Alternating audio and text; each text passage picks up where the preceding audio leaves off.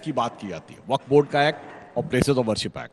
बस दोनों के प्रावधान सुन लीजिए, अपने आप आपको समझ में आ जाएगा कि हकीकत क्या है।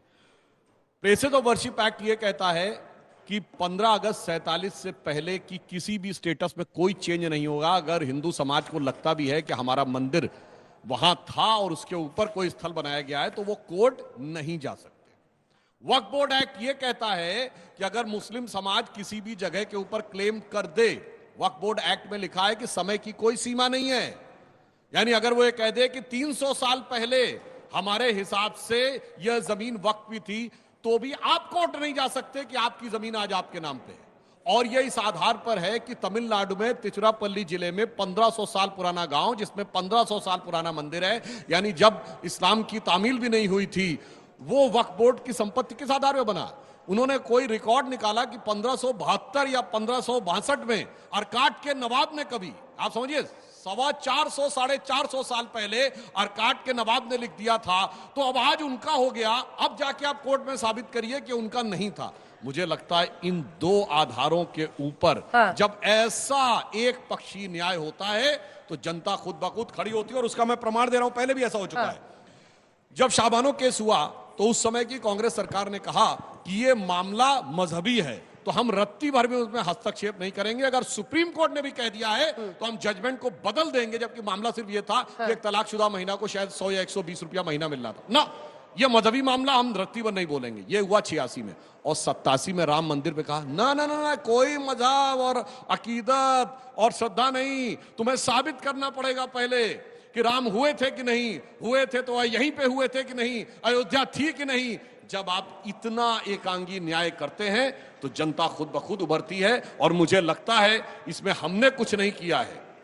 हमारे यहां कहा गया यदा यदा ही धर्मस्य ग्लानिर्भवति भारत अभ्युत्थानम अधर्मस्य तदात्मानं सृजाम्यहम् परित्राणाय साधूनाम विनाशाय च दुष्कृताम धर्म संस्थापनार्थाय संभवामि युगे युगे। तो अपने आप भगवान प्रकट होते हैं और मार्ग प्रशस्त करते हैं। प्लेसेस ऑफ वर्शिप एक्ट तो आप बंद कर सकते हैं ना, अगर आप खुद ही कह रहे हैं कि उसमें ये फ्लॉ है। वक्फ बिल देखिए, प्लेसेस ऑफ वर्शिप एक्ट देखिए, यहाँ पर ये अन्याय हो रहा है, वहां पर ये। प्लेसेस ऑफ वर्शिप एक्ट को जरा आप हिंदी में पढ़िए, क्या है?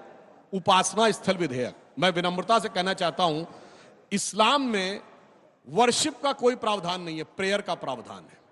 उपासना शब्द दो शब्दों से मिलकर बना है, उप और आसन, यानी निकट बैठना और किसी की आराधना करना। और इस्लाम में न वर्शिप का कॉन्सेप्ट है, न प्लेस का कॉन्सेप्ट है। हमारे यहां जब मंदिर स्थापित होता है तो यह भी श्लोक बोला जाता है, स्थान देवताभ्यो नमः। उनके यहां प्रेयर कहीं भी कर सकते हैं। आपने प्लेटफॉर्म पे देखी होगी, आपने सड़क पे देखा होगा, आपने किसी पार्क में देखा होगा, आपने एयरपोर्ट में देखा होगा।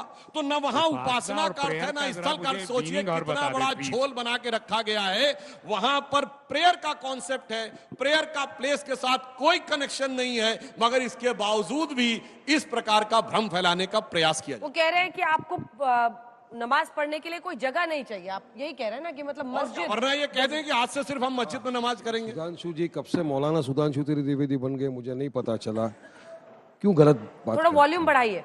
उपासना की बात कर रहे हो आप, प्रेयर की बात कर रहे हो, ऐसा नहीं है सुधांशु भाई। थोड़ा सा आप खबर के आप कंफ्यूजन में आ गए। सुनिए मेरी बात, आपने प्लेसेस ऑफ वर्शिप एक्ट की बात किया, आपने वक्फ बिल के ऊपर बात किया।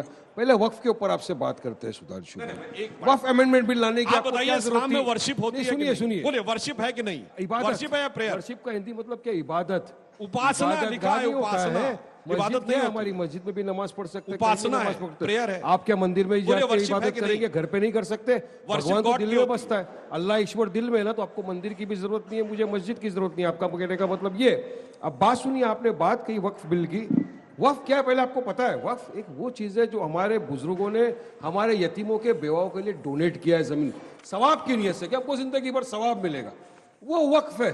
वक्फ का एक्ट आया था 1923 के अंदर, उसके बाद में उसके अंदर संशोधन आया, बाद में और भी अमेंडमेंट आया।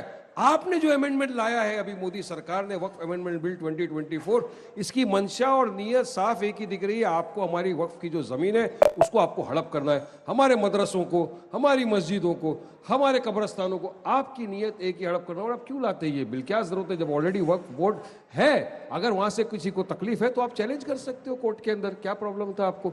लेकिन आपकी नजर है कि 9 लाख एकड़ इनके पास कैसा आ गया? अरे कुदरत की चीजें दिया है, खुशी की बात होना चाहिए और बरकत होना चाहिए उसके अंदर, हम तो नहीं बोलते। अब उसमें आपने और एक संशोधन क्या डाल दिया? इंटरफेरेंस कैसा होता है ये देखिए अंजना जी। वक्फ बोर्ड में नॉन मुस्लिम को डालेंगे। अब आप क्यों डालेंगे भाई? हिंदू एंडोमेंट का जो बोर्ड है उसमें किसी मुसलमान को आप लेते हो क्या? जो आपके मंदिरों की सबकी हिफाजत करता है उसमें तो आप नहीं लेते किसी को। अब वक्फ का कोई प्रॉब्लम होगा तो कलेक्टर या एसडीएम अब उसका फैसला करेंगे। यानी कौन सा कलेक्टर एसडीएम झूठ बोलेगा? 2 काउंटर सवाल है आपसे, 2 काउंटर सवाल है। 1 सेकेंड। सूरत की शिव सोसाइटी, वहां पर एक व्यक्ति ने अपना एक अपार्टमेंट वक्फ को दान दे दिया, ठीक है? उसके बाद वहां पर भारी तादाद में लोग आकर नमाज पढ़ने लगे, बाकी अपार्टमेंट वाले लोग कहां जाए? मतलब ये कौन रेगुलेट करेगा साहब? वक्फ बोर्ड कर नहीं रहा है, केस है, आप कर नहीं उसको रहा है, वक्फ बोर्ड इसीलिए के तो पास मैटर जाएगा, वक्फ बोर्ड उसके ऊपर डिसीजन लेगा। लेकिन उसमें मोदी को क्या इंटरफेरेंस करने की जरूरत है? वक्फ बोर्ड है। तलाक पे भी आप बोलते थे नहीं, वक्फ बोर्ड है हम ना। देख लेंगे, हम देख लेंगे, रोक नहीं पाए इतने दशकों सदियों से। सुनिए सुनिए, ट्रिपल तलाक के बाद आज क्या हो रहा है? मुस्लिम महिलाओं को जरा जाके पूछिए जिनके साथ ये हो रहा है। Onus lies on you to prove के तुमको तलाक दिया गया 3 बार बोलकर, आज आदमी जेल में चला जाएगा, उसको कौन पैसा देगा? यही आरोप लगता है उधर। इतने बढ़ गए कई लोग हैं जो ये मानते हैं। करते कुछ है, होता कुछ उल्टा है। आप सुनिए ना बात। उन्होंने प्लेसेस ऑफ वर्शिप एक्ट का भी जिक्र किया अभी सुधांशु जी ने। प्लेसेस ऑफ वर्शिप एक्ट 1991 क्यों आया था सुधांशु जी? चलो बताओ मेरे को। इंटेंशन और नियत क्या था लाने का? इंटेंशन साफ थी कि हिंदू अपना अधिकार ना मांग सके और शहंशाहों की शहंशाही साफ ये थी कि बाबरी के बाद में कोई ऐसे इशू खड़े नहीं हो जिससे हिंदू मुसलमान के बीच में डिवाइड हो, गंगा जमुनी तहजीब को इफेक्ट पड़े, इस वजह से लाया गया था। और उसका कट आउट डेट था 15 अगस्त 1947। वहां तक के जितने भी आपके रिलीजियस प्लेसेस स्ट्रक्चर थे, आप यहाँ वचन दीजिए कि नहीं कर वक्त में सकते भी थे। 15 अगस्त 47 कट आउट डेट मानेंगे। बोलिए, नहीं सुनिए, नेचर कैरेक्टर आप चेंज नहीं, आप कोर्ट में देंगे। अलग है, वक्फ अलग है, प्लेसेस ऑफ वर्शिप एक्ट 1991 अलग है। वक्फ एक सवाब की नियत से दिया गया हुआ है, वक्फ एक कानून अलग है। आप दोनों को मिक्स क्यों करते हो?